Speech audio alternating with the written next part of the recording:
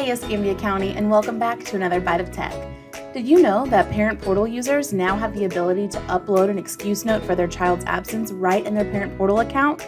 Well, let's take a look at how to review those excuse notes to approve or deny from the admin side. Here from the Focus Portal page, a portal alert will display for administrative users with attendance rights when an excuse note added by a parent Focus user needs to be reviewed.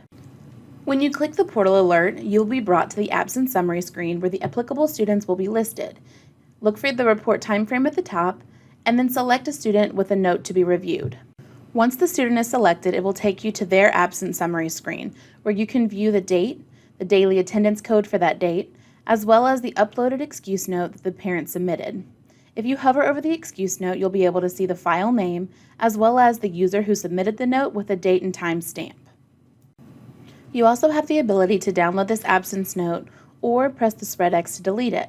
Please know that deleting this absence note from this screen also deletes it from the parent view.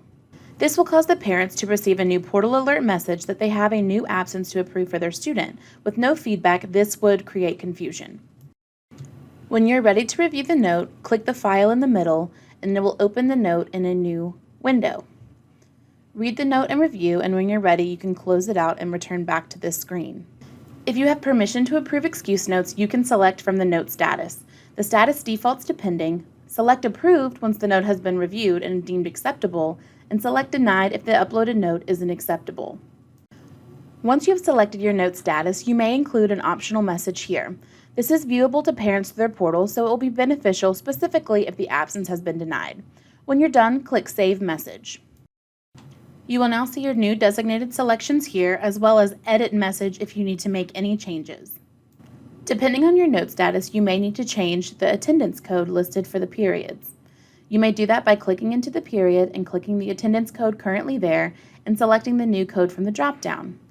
You may also fill all periods with the same attendance code by selecting that column and choosing the appropriate new attendance code. Once you have confirmed your selections, make sure to go to the top right corner and press Save to save all changes.